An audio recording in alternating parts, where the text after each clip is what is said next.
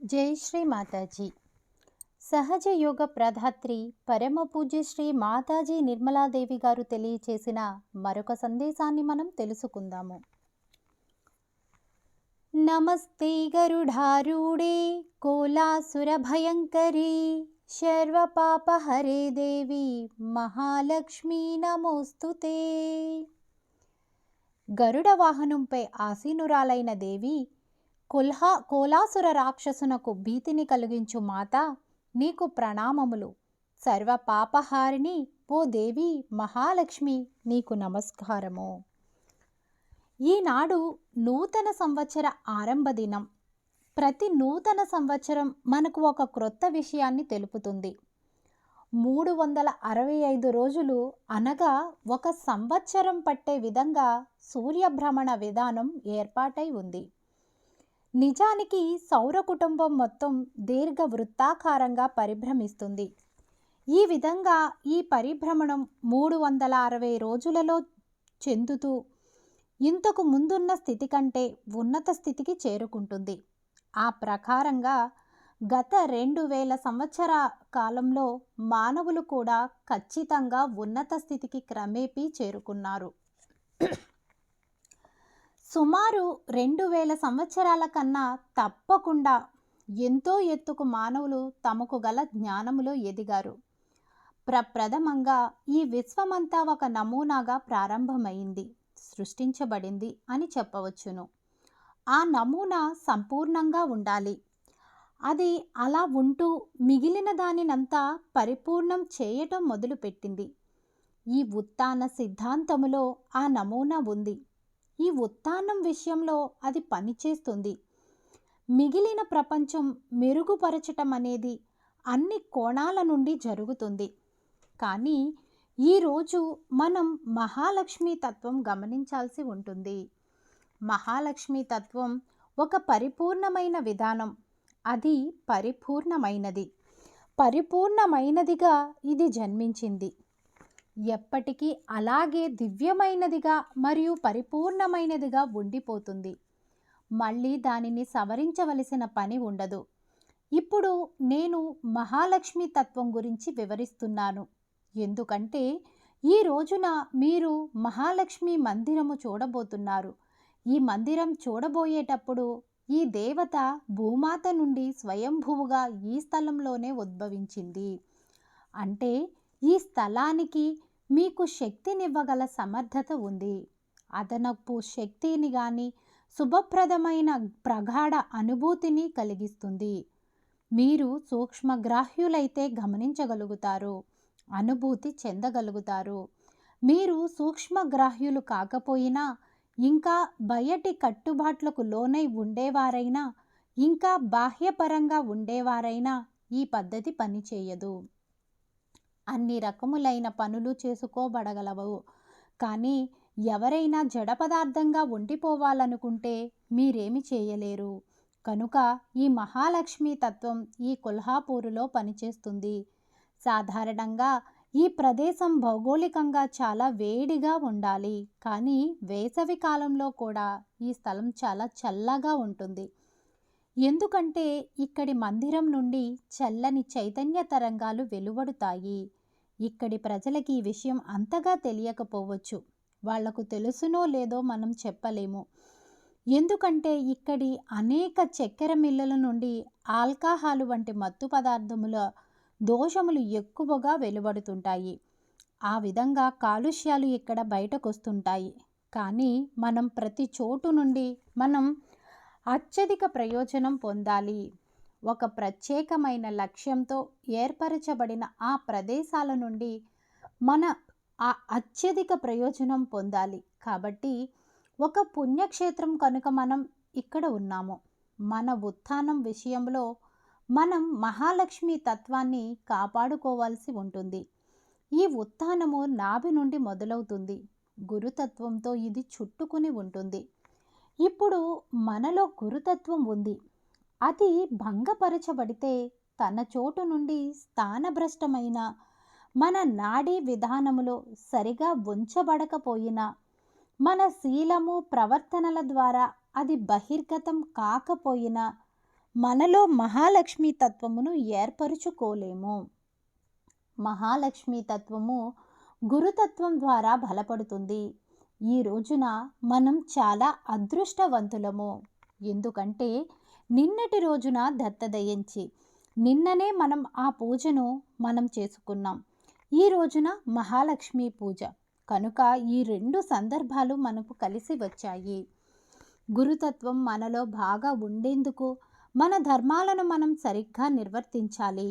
ఇది వరలో మీకు నేను చెప్పినట్టుగా ఈ ధర్మములు 10. వీటిని మనం శ్రద్ధతో ఆచరించాలి. ఇవి బాహ్యపరంగా వ్యక్తపరచబడ్డాయి, కానీ ఏవైతే అంతర్ముఖంగా ఉన్నవో అవి బహిర్గతమవుతాయి. మీరు మాట్లాడుకునేప్పుడు నాకు తెలుస్తుంటుంది, ఫలానా వ్యక్తి దోషపూరితుడు అని, ఫలానా వ్యక్తి దోషరహితుడు అని. పాజిటివ్ స్వభావాన్ని వ్యక్తపరిచే విధానాలు ఎన్నో ఉన్నాయి, కానీ అవి నాకెలా తెలుసునో నేను చెప్పలేను. ఎందుకంటే ఎలా చెప్పాలో నాకు తెలియదు కనుక. కానీ ఈ విషయం నేను తప్పకుండా చెప్పగలను. ఫలానా వ్యక్తి పాజిటివ్ అని, ఫలానా వ్యక్తి దోషి అని. మనం ఇక్కడ ఎందుకున్నామో తెలుసుకోవటంలో దక్షత ఉంది. మొదటగా మనం ఈ భూమి మీద ఎందుకుంటున్నాము, మనం మానవులుగా ఎందుకుంటున్నాము, ఏమి తెలుసుకోవటానికై మనం ఇదంతా చేస్తున్నాం, మనం సహజ యోగులుగా ఎందుకున్నాం, సహజ యోగి అయిన వాడు ఏమి చేయవలసి ఉంది, సహజ యోగిగా అతని బాధ్యతలేమిటి, అంతటా అతడు అర్థం చేసుకునేందుకై ముందుకు సాగుతాడు. శ్రీ మాతాజీ నా ఎడల ఎందుకు కరుణతో ఉంటున్నారు, నాకు చైతన్య తరంగాలు ఎందుకు లభిస్తున్నాయి, ఈ ప్రత్యేకమైన ఆశీస్సులు పొందిన వారిలో నేను ఎందుకు ఒకడినై ఉంటున్నాను, చైతన్య తరంగంలో ఎరుక అనే ప్రత్యేకమైన జ్ఞానం కలవారిలో నేనెందుకు ఒకడినయ్యాను అని మిమ్మల్ని మీరు ప్రశ్నించుకోండి. దాని గురించి నేను ఏమి చేయబోతున్నాను అని ఇంకా నేను చవకబారు స్వభావముతోనే, లేక బాల్య చాపల్యంతోనే, మూర్ఖత్వంతోనే, దురుసు స్వభావంతోనే కూరుకుపోయి ఉంటున్నానా అని ఈ విషయాలను మనం ఎప్పుడూ ఇతరులలోనే గమనిస్తుంటాం. కానీ మనం మనలో గల వీటిని గమనించుకోము. కాబట్టి మనం సహజ యోగులం కాము. ఆ దశలో మనం తప్పక తెలుసుకోవాల్సిందేమిటంటే, ఇతరులలోని ఈ విషయాలను మనం గమనించడం మొదలు పెట్టినప్పుడు మనం సహజ యోగులము కాము అని మనలో మనం గమనించుకోవాలి. ఇంకా ఇతరుల ఎడల శుద్ధమైన కరుణను మనం వ్యక్తపరచాలి. కానీ మనం ఎప్పుడూ చేసేదేమిటంటే అవతలి వ్యక్తిలోని విషయాలను గమనిస్తుంటాము. నేను ఎంతగా చెప్పేందుకు ప్రయత్నించినా వాళ్ళెప్పుడూ అవతలి వ్యక్తిలోని విషయాలనే గమనిస్తుంటారు. ఉదాహరణకు మనలోనే ఇప్పుడొక దోషి ఉన్నాడనుకుందాం. అతని పట్ల మీరు కరుణతో ఉండవలసిన పని లేదు. దానికన్నా మేలైన విధానం ఏమిటంటే ఆ వ్యక్తి నుండి వీలైనంత దూరంగా ఉండండి. అతనిని వదిలించుకోండి. అతనితో ఏ విధంగానూ వ్యవహరించకుండా ఉండండి. అలా వదిలించుకోవటం అనేది మీరు ఎంతో కరుణతో వ్యవహరించిన దానికి నిదర్శనం. ఆ కరుణ ఇతరుల పట్ల వ్యక్తపరిచినట్లు కాకపోయినా మీ పట్ల మీరు కరుణతో వ్యవహరించినట్లు అన్నమాట. అలాంటి వ్యక్తిని ఎదుర్కోవలసి వస్తే ఇంకా మీరు అభివృద్ధి చెందాలన్నమాట. ఆ దోషపూరిత వ్యక్తితో ఏ విధంగా వ్యవహరించకుండా ఉండటం మేలు.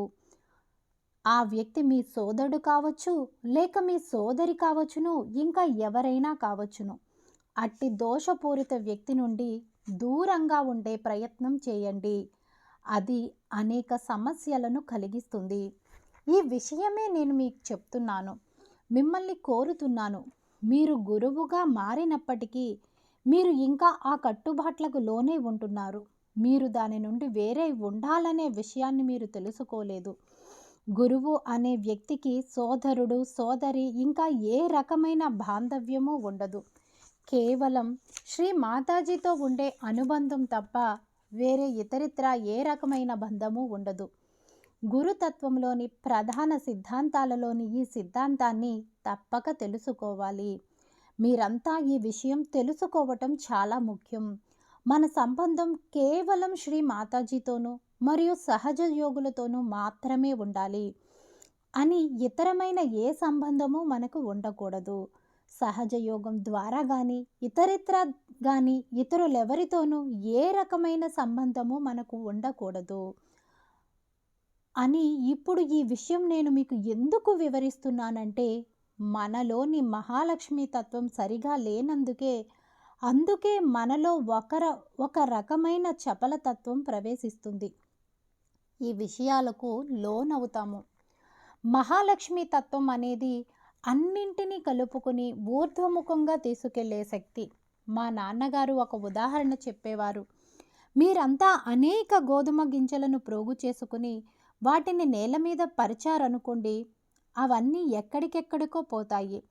కానీ వాటిని మీరు ఒక సంచిలో పోస్తే అవి అన్నీ ఒక కుప్పగా ఉండిపోతాయి. సాధారణంగా ఎత్తైన కుప్పగా ఎత్తుగా ఉండిపోతాయి. వాటి పరిమితులు వాటికున్నాయి. అవి ఎత్తుగా ఇంకా ఎత్తుగా ఉండిపోతాయి. అదే విధానంగా మహాలక్ష్మి తత్వం మన ద్వారా వ్యాపించగలదు. ఆ పద్ధతిగా మహాలక్ష్మి తత్వాన్ని మనం జాగ్రత్తగా కాపాడుకోవలసి ఉంటుంది. ఇప్పుడు మనం అంతర్గతంగా వృద్ధి చెందటానికి మన చిత్తాన్ని అంతర్ముఖం చేసుకోవాలి. మొదటగా మీలో కలిగే ఆలోచనలను, మీ మెదడులోని అవగాహన తీరును విశదీకరించుకునే ప్రయత్నం చేయాలి. ఎందుకంటే ఈ మహాలక్ష్మి తత్వమే తుట్టతుదకు పనిచేస్తుంది. బుద్ధి వికాసం అనేది మహాలక్ష్మి తత్వం ద్వారానే జరుగుతుంది. అది మీకు సత్యాన్ని ఇస్తుంది. కనుక మీ బుర్రల్లో స్పష్టత ఉండాలి. మీ బుద్ధిపరంగా మీకు మీరు తెలియచెప్పుకోవాలి. సహేతుకంగా ఒక నిర్ణయానికి చేరుకోవాలి. నేను ఈ విషయాలను ఇలా చేయాలనుకోను, అలా చేయాలనుకోను, నేను ఈ విషయాలను ఇలా చేయవలసి ఉంటుంది, నేను ఉత్థానము చెందాలి, ఇందుకోసమై నేను ఇక్కడున్నాను, నేను ఏమి చేయవలసి ఉంటుంది. ఇప్పుడు మొదటగా మీరు మీ బుద్ధికి సహేతుకంగా నచ్చచెప్పుకోండి. ఆత్మ సాక్షాత్కారం తర్వాత అది చాలా ముఖ్యం. ఎందుకంటే సహేతుకంగా మీ బుద్ధి అర్థం చేసుకోకపోతే అది ఎప్పటికీ చవకబారుగాను, చాపల్యంగాను, గౌరవహీనంగాను, కటువుగాను, భయంకరమైన దౌర్జన్యంగాను ఉంటుంది. లేకుంటే వీటిలో ఒక లక్షణం కలిగి ఉంటుంది. కనుక గురుతత్వంలో 10 అంశాలున్నాయి. అందులోని 5 అంశాలు బరువు గురించి తెలియజేస్తాయి. గురువు అంటే బరువు అని అర్థము. మీరెంత గురుతత్వం కలిగి ఉన్నారు అంటే మీకు ఎంత ఆకర్షణ శక్తి ఉంది అని అర్థము. దానినే గురుత్వాకర్షణ శక్తి అని కూడా అనవచ్చును. ఒక వ్యక్తి ఆకర్షణ శక్తిని కలిగి ఉంటాడు. అతడు మాట్లాడేటప్పుడు ఎంతటి సమతుల్య స్థితిని కలిగి ఉంటాడు. భారతీయ సంగీతంలో మీరు గమనించండి, దానిని మనం వజన్ అంటే బరువు అంటాము. ఒక వ్యక్తి యొక్క బరువు అంటే అతడు తనతో తాను వ్యవహరించేటప్పుడు కానీ ఇతరులతో వ్యవహరించేటప్పుడు కానీ ఎంతో గురుత్వం అంటే ఆకర్షణ శక్తి కలిగి ఉంటాడు. ఇంగ్లీషు భాషలో ఈ పదమును వెయిట్ అంటారు. అతడు ఇతరుల విషయంలో ఎంత బరువు కలిగి ఉంటాడు అని అంటే అతడు ఇతరులను ఎంతవరకు ఆగట్టుకోగలుగుతాడని అర్థము. మీరు కూడా ఇతరులను ప్రభావితం చేస్తే సరే, అప్పుడు ఆ వ్యక్తిలా అంటాడు, ఓహో అది చాలా బాగుంది. పాశ్చాత్యులలో అది ఒక పెద్ద జబ్బు. వాళ్ళే విషయాన్నైనా తేలిగ్గా తీసుకుంటారు. ఎందుకంటే వారు అహంకారులు కనుక. వారితో మీరు అధికంగా మాట్లాడితే అది అధికంగానే ఉంటుంది. అది వారిలో చాలా సాధారణమైన ప్రతిస్పందన. ఇక్కడ 2 విషయాలున్నాయి. మొదటిది గురుత్వం, రెండవది ఆకర్షణ శక్తి. ఎంతో గౌరవంగా హుందాగా మీరున్నారు. మీ మాట తీరు ఎలా ఉంటుంది? మీరు ప్రయోగించే భాష తీరు ఎలా ఉంది? మీ ప్రవర్తన ఎలా ఉంది? మీరు మానవత్వంతో ఉండాలి. కానీ అప్పుడప్పుడు కొందరు నాతో మాట్లాడే తీరు విచిత్రంగా ఉంటుంది. నాకు అర్థం కాని విషయం ఏమిటంటే వాళ్ళు ఎప్పుడూ నాతో తప్పుడు విషయాలే మాట్లాడుతుంటారు. నేను అనేదేమంటే వాళ్ళు ఒక్క వాక్యం మాట్లాడినా తప్పుడు విషయమే మాట్లాడుతారు. వాళ్ళ పట్ల ఈ విషయం ఖచ్చితంగా జరుగుతుంది. ఆ దోషము విశుద్ధిది మాత్రమే కాదు, నాభిది కూడా. ఇది నాభి నుండి ఎందుకు వ్యక్తమవుతుందంటే, విశుద్ధి చక్రం నుండి వెలువడే వాక్కు నాభి నుండి ఊర్ధ్వముఖంగా వస్తుంది. కాబట్టి ఏమి జరుగుతుందంటే, ఒక వ్యక్తి ఎలాంటి వ్యక్తి అయినా తన భాష ద్వారా, ప్రవర్తన ద్వారా, ముఖం ద్వారా, ముక్కు ద్వారా, కండ్ల ద్వారా ప్రతి విషయము విశుద్ధి చక్రం ద్వారా వ్యక్తమవుతాడు. ఇప్పుడు మీ నాభిలో ఏదైతే ఉంటుందో అది వ్యక్తమవుతుంది. మహాలక్ష్మి తత్వం బాగా పెంపొందిన ఒక వ్యక్తి ఉన్నాడనుకోండి, అలాంటి వ్యక్తి ఇంకొక వ్యక్తితో వ్యవహరించేటప్పుడు అతనిలోని ఆకర్షణ శక్తి, అవగాహన ఆ వ్యక్తితో ఎంతవరకు కలిసి వెళ్ళేది అతని ప్రవర్తన తీరును బట్టి ఉంటుంది. అలాంటి వ్యక్తితో ఎలా మాట్లాడాలి, దానిని గురించి ఎంతవరకు ఆలోచించాలి, దాని గురించి ఎంత ప్రాధాన్యత ఇవ్వవలసి ఉంటుంది అనే విషయం చాలా ముఖ్యమైన విషయం. ఇక రెండవ విషయం ఏమిటంటే, మీలో ఎంతటి ఆకర్షణ ఉంది. మీరు మీ గతంలోకి వెళ్ళండి. ఆకర్షణ అనేది ఒక అద్భుతం, ఒక వ్యక్తిలోని అద్భుతమైన శక్తి. ఒక వ్యక్తికి ఆకర్షణ శక్తి ఉన్నది అంటే అతనిలో ఇతరులను ప్రభావితులను చేయగల శక్తి ఉన్నదన్నమాట. ఈ శక్తి మీ సొంత వ్యక్తిత్వం నుండి వస్తుంది. ఆకర్షణ అంటే అయస్కాంత శక్తి అనేది మీ ఎడమ వైపును ఆధారం చేసుకుని ఉంటుంది. అక్కడి నుండి బయలుదేరుతుంది. అది శ్రీ గణేష్ తత్వానికి మూలం. ఆకర్షణకు శ్రీ గణేశుడు మూలం. అలాగే అమాయకత్వం కూడాను. ఆకర్షణ శక్తి కలిగి ఉండటానికి అమాయకత్వం ఉత్తమమైన మార్గం. ఆకర్షణ గురించి భౌతికమైన పద్ధతిలో మీరు వివరించలేరు. అది భౌతికమైన వస్తువు కాదు, అది అగోచరమైనది. శ్రీ గణేశ తత్వం నుండి అది ఏర్పడుతుంది. ఒక వ్యక్తి అలాంటి ఆకర్షణ శక్తి కలిగి ఉన్నాడు అంటే అతడు తనలోని బరువు అంటే ఆకర్షణ శక్తిని బట్టి ఇంకొక వ్యక్తిని ఆకర్షించుతాడు. ఎందుకంటే అది అతనిలోని గుణం అయి ఉంటుంది. అలాంటి వ్యక్తి ఆకర్షిస్తాడు. ఆ ఆకర్షించటం మోహము, లోభము మరియు వ్యర్థమైన విషయాల కోసం కాదు, కానీ ఇంకొక వ్యక్తిని విషయాలపై గల ప్రేమ పరిమళం కారణంగా ఆకర్షిస్తాడు. ఈ విషయం ఎప్పుడూ అపార్థం చేసుకోబడుతుంది. ఎందుకంటే విషయం అగోచరమైనది కనుక. కాబట్టి దీనిని చాలా సూక్ష్మంగా అర్థం చేసుకోవాలి. ఇతరులను ఆకర్షించడానికి కొందరు తమ హావభావాల సంకేతాలతో ఆకర్షిస్తారు. కొందరు సాధారణంగా తాము ధరించే బట్టల ద్వారా, ఉండే తీరు ద్వారా, తమ నడక శైలి ద్వారా, మాట తీరు ద్వారా ఆకర్షిస్తారు. కానీ వీటి వలన ప్రయోజనం లేదు. కానీ ఈ ఆకర్షణ ఎంతో అంతర్గతమైన విషయము. ఆ పరిమళం ఎంతో అంతర్గతమైనది. దానిని తప్పక పెంపొందించుకోవాలి. కానీ నేను గమనించిందేమిటంటే, సహజ యోగంలో ప్రజలు దీనిని పట్టించుకోరు. వారు ఆలోచించే తీరు, వారుండే తీరు అలాగే ఉండిపోతుంది. ఉదాహరణకు ఇంగ్లీష్ వారు ఇంగ్లీష్ వారిలాగా, ఫ్రెంచి దేశస్థులు ఫ్రెంచి దేశస్థుల వలె, భారతీయులు భారతీయుల్లాగా, కొల్హాపూరు నివాసులు కొల్హాపూరు నివాసుల్లాగా ప్రవర్తిస్తుంటారు. మొదటగా ఈ ఆలోచనలను నిరోధించాలి. ఎందుకంటే సుగంధం అనేది ఎక్కడున్నా అది వ్యాపిస్తూనే ఉంటుంది. మీరు ఇంగ్లీషు వారు కావచ్చును, లేక ఇంకా ఎవరైనా కావచ్చును. కాబట్టి ఒక వ్యక్తిలోని సుగంధం శ్రీ గణేశ తత్వం ద్వారా మొదటగా వృద్ధి చెందుతుంది. కనుక శ్రీ గణేశ తత్వం అనేది ప్రప్రదమై ఉన్నది. కాబట్టి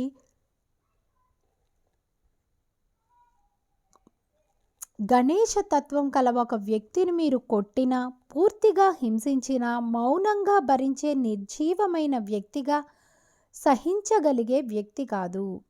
నిజానికి ఆకర్షణ అనే గుణం ఎలా ఉంటుందంటే, మీకు ఇబ్బంది కలగనంత వరకు, మీరు కలత చెందనంత వరకు మిమ్మల్ని ఆకర్షిస్తుంటుంది. ఇప్పుడు మనం తెలుసుకోవలసిన ముఖ్యమైన విషయం ఇది. మీలో ఇంకా ఇతర ప్రేమలున్నాయి. శారీరక ప్రేమ, ఇంకా మీకు గల ఇతరమైన ప్రేమ. వాటితో మీరు ఇతరులను ఆకర్షిస్తారు. అంతటి ఆ వ్యక్తి మిమ్ములను నాశనం చేయగలడు. కానీ ఈ ఆకర్షణ శక్తి అలా నాశనం చేయదు. మీరు నష్టపోనంత వరకు ఈ ఆకర్షణ శక్తి ఉంటుంది. ఎందుకంటే మీరు ఎంతో ఉన్నతంగానూ గంభీరంగానూ ఉండే వ్యక్తులు కనుక. మీరు ఇతరులను ఆకర్షించే ఏ విషయం వలన కూడా నాశనం చేయబడజాలరు. ఎప్పటికీ కూడా ఒక పెద్ద అయస్కాంతం ఒక చిన్న అయస్కాంతాన్ని ఆకర్షిస్తుంది. ఈ విషయాన్ని ప్రతి వారు తప్పక అర్థం చేసుకోవాలి. ఈ ఆకర్షణ ఒక వ్యక్తి యొక్క ఆకర్షించే స్వభావాన్ని బట్టి వస్తుంది. ప్రథమంగా అతనిలోని గణేష్ తత్వమైన అతని అమాయకత్వం నుండి వస్తుంది. ద్వితీయంగా అతనిలోని సంపూర్ణ సమర్పణ మరియు భక్తి భావముతో వస్తుంది. ఎవరైతే సంపూర్ణమైన సమర్పణ భావన కలిగి శ్రీ మాతాజీ ఎడల మాత్రమే భక్తి భావంతో ఉంటారో వారు ఈ ఆకర్షణ కలిగి ఉంటారు. వారి గురించి వేరుగా చెప్పవలసిన పని లేదు. మళ్ళీ గణేశతత్వం తన పని చేసుకుపోతుంటుంది. మీ భార్య విషయంలోనే కాదు, మీ భర్త విషయంలో కాదు, మీ సోదరి విషయంలో కాదు, మీ దేశ విషయంలోనే కాదు, కేవలం శ్రీ మాతాజీ విషయంలోనే ఆ యొక్క సంపూర్ణ సమర్పణ భక్తి మీరు కలిగి ఉండాలి. ఆ యొక్క సంపూర్ణ సమర్పణ భావనయే మీకు ఆ ఆకర్షణ శక్తిని ఇస్తుంది. సహజ యోగంలో అలాంటి వ్యక్తి నిజంగా ఆకర్షించగల వ్యక్తి అవుతాడు. అలాంటి వ్యక్తి ఆ ఆకర్షణ శక్తిని కలిగి ఉంటాడు. ఇప్పుడు కొంతమంది ఇలా అనుకుంటారు, మీరు ఉదాసీనులైతే, నిర్లిప్తంగా ఉండేవారైతే ఎవరు మిమ్మల్ని ఏమనినా కూడా మీరు పట్టించుకోరు. అలా ఉండగలిగే ఆకర్షణ శక్తి స్వభావము మీరు కలిగి ఉంటారు. కానీ అది అలా కాదు. ప్రజలు మిమ్మల్ని ఎందుకు అభిమానిస్తారంటే వాళ్ళు మీపై సులువుగా పెత్తనం చేయగలుగుతారని, మిమ్మల్ని ప్రభావితులను చేసుకోగలమని అనుకుంటారు. అందుకే వారు మీరంటే ఇష్టపడతారు. ఇప్పుడు మీరు ఆలోచించుకోండి. మీరు స్వభావతః దురుసుగా ఉండేవారైతే ఈ ప్రజల మీద కేకలు పెట్టడం వలన, అరవటం వలన మీరు వారిని ఆకర్షించే స్వభావం కలవారు కాలేరు. ఆ ఔన్నత్యాన్ని మీరు సాధించలేరు. అయితే మరి దానిని మీరు ఎలా సాధించగలరు? ఎక్కువ అమాయకులుగా ఉండటం వలననే మీరు సాధించగలరు. అమాయకత్వం గురించి కేవలం అనుకుంటూ పోతే అది ఒక వ్యక్తిలో వృద్ధి చెందదు. ఎవరో ఒకరు నన్నిలా అడిగారు, మీరు మీ ఆదాయ పన్ను వ్యవహారాలు ఎలా సంభాళించుకుపోతారు అని. నేనెలా అన్నాను, ఆదాయం అనేది నాకు లేకుండా చేసుకోవటం ద్వారా అని. అంతట వాళ్ళు నన్ను ఇలా అడిగారు, మీ కారుకు సంబంధించిన వ్యవహారాలను ఎలా పరిష్కరించుకుంటారు అని. నాకు కారు అనేది లేకుండా చేసుకోవడం వలన అని నేను అన్నాను.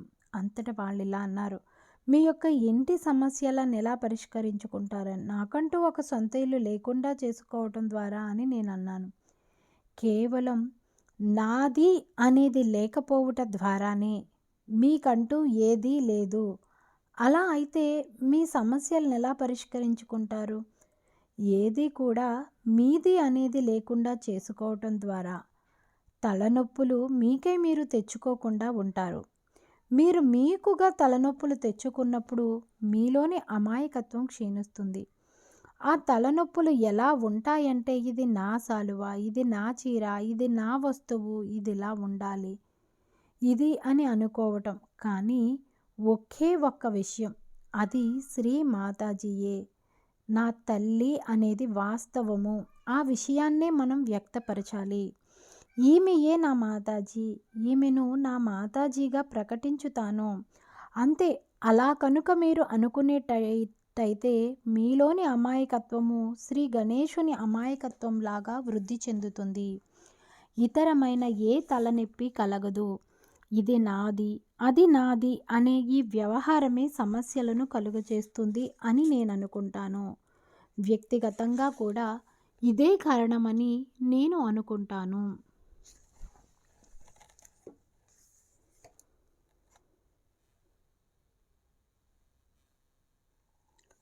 ఈ నాది అనే వ్యవహారం ఎందుకంటే ఎవరో అన్నట్టుగా ఇది చక్కని వాదన. నాది అనేది ఏదైతే ఉందో అది నేను కాదు. అంటే అది సహజమైనది కాదు. నా శరీరము, నా శిరస్సు, నా యొక్క అని అనబడే ప్రతిదీ నాది కాని నేను. దానిపై ఆమె తన అభిప్రాయము, ఆలోచనను ఇలా వ్యక్తపరిచారు. నేను అని నేను అంటే ఏమిటి? నేను అనేది వేరు చేయబడింది. నాది కానిది ప్రతిదీ నేను. అలా మిగిలిపోయేదైతే ఉందో అది మీ ఆత్మ. ఎవరో ఒక వ్యక్తి ఈ వాదనను వినిపించారు. ఈ వాదన బాగానే ఉందనిపించింది. ఆ పవిత్ర ఆత్మ యొక్క అమాయకత్వము మొదలవుతుంది. ఆత్మకు సంబంధించిన ఆలోచన కూడా. అంటే నేననేది ప్రజలు ఆధ్యాత్మిక వ్యక్తుల గురించి ఏమనుకుంటుంటారో నాకు తెలియదు. ఆధ్యాత్మికుల గురించి ప్రజలు ఏమనుకుంటారంటే వారు బ్రహ్మాండమైన కోడగిత్తల వంటి వారు అనో ఇంకా ఏమనో అనుకుంటారు. మీరు తెలివైన నక్కల వంటి వారని, మీరు ఫ్రాయిడ్ వలె మేధావులని, అలా అన్ని రకములైన అభిప్రాయాలు ప్రజలు ఆధ్యాత్మికుల గురించి అనుకుంటారు. కానీ అది సరి అయిన అభిప్రాయం కాదు. ఆధ్యాత్మిక వ్యక్తి కేవలం అమాయకుడు. అతడు లౌకికంగా ఉండడు. అతనిలో కేవలం అమాయకత్వం ఉంటుంది. విషయం యావత్తు అమాయకత్వమే. అతడేమి మాట్లాడినా అమాయకత్వమే ప్రతిబింబిస్తుంది. పుస్తకములు చదవటం వలన కానీ, అర్థం చేసుకోవటం వల్ల కానీ, చదివిన దానిని విశ్లేషించటం వలన కానీ లభించే తెలివితేటలు ఆ అమాయకత్వంలో ఉండవు. అలాంటిదేదీ ఉండదు. పరిశుద్ధమైన, సరళమైన అమాయకత్వం ఉంటుంది. అది బాగా పనిచేస్తుంది. అది ఎంతో శుద్ధమైనది. తనకు ఏదైతే తెలుసునో దాని గురించి మాత్రమే అది చెబుతుంది. దానికి తెలిసినది ఏదైతే ఉన్నదో అది అత్యున్నతమైనది. కాబట్టి మనలోని కట్టుబాట్లను, నిబంధనలను మనం ఇలా తొలగించుకోవలసి ఉంటుంది. కానీ దీనిపై మీరు తర్కించుకోరాదు. అలా తర్కించుకోవటం మొదలైతే అది ఒక రకమైన వేదాంతపరమైన మీమాంసగా తయారవుతుంది. ఇందులో వేదాంతపరమైన వాదన ఏమీ లేదు. ఇది చాలా సులువైనది. మిక్కిలి సులువైన విషయం ఏమిటంటే అమాయకులుగా ఉండిపోవటమే. కానీ ఆ అమాయకత్వమే అగోచరమైపోయింది. ఎందుకంటే మన చిత్తం వేరే విధంగా ఉంటుంది. లౌకిక విషయాల పట్ల ఎంతో శ్రద్ధ కనపరుస్తుంటాం. ఇతర విషయాల వైపు మనం చూస్తుంటాము. అది అంటే అమాయకత్వం ఎంతో సులువైనది. నేను ఈ రోజున 9 గజాల చీరలు 3 కావాలనుకున్నాను. చాలా సరళమైన సమస్య ముందున్నది. ఏమిటంటే అక్కడ 3 స్త్రీలు 9 గజాల చీరలు కట్టేవారున్నారు. అంతే. అందుకని నేను వారికి ఆ చీరలు కొనివ్వాలని అనుకున్నాను. అంతే. అందుకనే నేను అలా అనుకున్నాను. బాగుంది. నేను ఇక్కడికి వచ్చాను. ఇక్కడ 3 మంచి చీరలు అలాంటివి ఉండడం చూశాను. వీటిని మీరు ఎక్కడి నుండి తెచ్చారని నేను ఆమెను అడిగాను. అంతటా ఆమె ఇక్కడనే అని అన్నారు. సరే మంచిది అని నేను ఆమెతో ఇలా అన్నాను, మీరు వెళ్ళి ఈ 3 చీరలు కొనుక్కురండి అని. అంతే. దాని గురించి ఎటువంటి తర్జన భర్జన కానీ వేరే విశ్లేషణ కానీ ఏమీ లేదు. నాకు ఆ 3 చీరలు కొనాలనే ఆలోచన వచ్చింది. అంతే. అది అయిపోయింది. దీనికి జవాబు ఇక్కడ ఉంది. కాబట్టి వాతావరణం కూడా అమాయకత్వంతో కూడి ఉన్నట్లుగా మీరు గమనిస్తారు. మొత్తం పరిస్థితి ఎంతో అమాయకత్వంతో ఉంటుంది. ఆ అమాయకత్వమే పరిష్కారాన్ని అమాయకులకు సూచిస్తుంది. ప్రతి విషయంలోనూ అమాయకత్వమే పనిచేసుకుపోతుంటుంది. ఎందుకంటే ప్రతి వారిలోనూ కొద్దో గొప్పో అమాయకత్వం ప్రతి విషయంలోనూ ఉంటుంది. అవునా కాదా? కనుక మీరు అమాయకులుగా ఉండిపోగలరు. ఎవరైనా అమాయకులుగా ఉండడాన్ని మీరు గమనిస్తే ఆ వ్యక్తి మీలోని అమాయకత్వమై ఉంటాడు. మనలోని అమాయకత్వాన్ని ప్రభావితం చేస్తాడు. మీరు ఇతరులకు బంధనిచ్చినప్పుడు ఏమి జరుగుతుంది? ఆ వ్యక్తిని మీరు మీ అమాయకత్వంతో కట్టివేస్తున్నారన్నమాట. పాపం అతనికి ఆ విషయం తెలియదు. అతనిలో అమాయకత్వం ఉంది. ఆ విషయం అతనికి తెలియదు. అతనిలోని ఆ అమాయకత్వాన్ని మీరు ఆకట్టుకుంటారు. అదే మీరు చేసింది. అలా మీరు నిర్వర్తిస్తారు. పనులు సాధించటం చాలా సులువు. ఏ సూత్రం మీద, ఏ సిద్ధాంతం మీద ఆధారపడి ఉంటుందంటే అది కేవలం అమాయకత్వం మీద మాత్రమే. కనుక మీరు మీలో దీనిని పెంపొందించుకోండి. ఇది కాదు నాకు కావలసినది, ఇది కాదు నాకు కావలసినది అని అనుకుంటూ ఈ విషయాలను కొట్టి పారవేసుకుంటూ మీలోని అమాయకత్వాన్ని వృద్ధి చేసుకునే ప్రయత్నం చేయండి. చివరకు అక్కడికి చేరతారు. ఇది నాది కాదు, ఇది నాది కాదు అని అనుకుంటూ పోగా పోగా మీరు అక్కడకు చేరుకుంటారు. ఆ విధంగా ఈ భౌతిక ప్రపంచం అమాయకత్వం మీద దాడి చేయకుండా ఉండడాన్ని మీరు గమనిస్తారు. ఎందుకంటే వారు భయపడిపోయినారు. వారిపై అంటే అమాయకత్వంపై మీరు దాడి చేయలేరు. ఎందుకంటే అమాయకత్వం నశింపబడజాలనిది. దానిని ఎవరూ నాశనమొందించలేరు. ఈ అమాయకత్వము సర్వత్రా వ్యాపించి ఉండి దానిని ఎవరూ అంతమొందించలేరు. కాబట్టి ప్రజలు ఎంత ప్రయత్నించినా దానిని నాశనం చేయలేరు. కానీ అది ఇంకొక దానితో కప్పవేయబడి ఉండవచ్చును. అది బలహీనపడవచ్చును. కానీ నాశనమొందింపబడజాలనిది. అది దాని ఇష్టప్రకారమే పనిచేస్తుంది. మహాలక్ష్మి తత్వమునకు మూలమైన అమాయకత్వాన్ని మీలో మీరు పెంపొందించుకునే ప్రయత్నం చేయండి. దీనిని మనం మహాలక్ష్మి తత్వం యొక్క సారము అని కూడా అనవచ్చును. కాబట్టి ఆ తత్వము గురుత్వాకర్షణ ద్వారా, గురుతత్వం ద్వారా హుందాతనంతో బాహ్యపరంగా వ్యక్తమవుతుంది. అది బాహ్యపరంగాను అంతర్గతంగాను ఉంటుంది.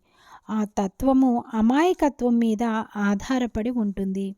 ఇదిలా ఉంటే ఇప్పుడు మనలోని మహాలక్ష్మి తత్వం ఎలా పనిచేస్తున్నదో గమనించుదాము. మళ్ళీ నేను మిమ్మల్ని కోరేదేమిటంటే మీ మేధస్సును అందులోనికి ప్రవేశింపనివ్వకండి. దానిని తెలుసుకునే ప్రయత్నం చేయకండి. మీరెలా ఉన్నారో అలాగే ఉండిపోండి. మీకు సమాధానాలు దొరుకుతాయి. అవి వాటంతట అవే మీ దగ్గరకు వస్తాయి. అందులోనికి మీ మనస్సును ప్రవేశపెట్టకండి. మీ ప్రశ్నలన్నింటికీ జవాబులు వాటంతట అవే వస్తాయి. ఎందుకంటే ప్రతి వారిలో గల అమాయకత్వం అనే సులువైన సమాధాన కారణంగా చిక్కులన్నీ వాటంతట అవే సమసిపోతాయి. భగవంతుని ప్రేమ అంటే అదే. ఈ ప్రేమను మీ యొక్క ఇతరమైన వ్యర్థమైన ప్రేమతో, ఆలోచనలతో పోల్చుకుని ప్రజల గురించి, వారికి సంబంధించిన గుర్తింపులతో, తప్పుడు గుర్తింపులతో మీరు పొరపడకండి. అపార్థం చేసుకోకండి. మనలోని ఈ పవిత్రమైన ప్రేమ, పవిత్రమైన అమాయకత్వము అదే ప్రేమ. జీవితం అంటే అదే. కేవలం దానిలోని ఒక భాగము మాత్రమే గుర్తింపబడింది. దాని విలువ తెలుసుకోబడినది. కానీ ప్రాణశక్తి మహాలక్ష్మి కాదు. కాబట్టి మహాలక్ష్మి ప్రతి దానిలోని సారము యొక్క సారము. ఎందుకంటే సృష్టి అనేది జరగవలసి ఉంటే భగవంతుని ఇచ్ఛ అక్కడుంటే, అక్కడ మహాలక్ష్మి తత్వం లేకుంటే ఆ కోరిక ఉండి ప్రయోజనం ఏముంది? అంతా ముగిసిపోతుంది. ఒకవేళ మీ వద్ద మహాలక్ష్మి తత్వం లేకుండా కేవలం సృజనాత్మకతయే ఉంటే మీరెలా పనిచేస్తారు? మీరు పని చేయలేరు. మీరు తప్పకుండా మహాలక్ష్మి తత్వం కలిగి ఉండాలి. లేకుంటే వాటి ప్రయోజనం సార్థకత ఉండదు.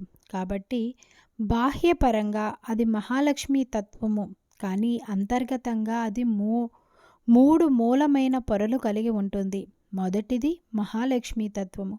బాహ్యపరమైన అభివృద్ధి బాగానే ఉన్నట్టు మీరు గమనిస్తారు. కానీ అంతర్గతంగా సృష్టి కార్యం ఉన్నది.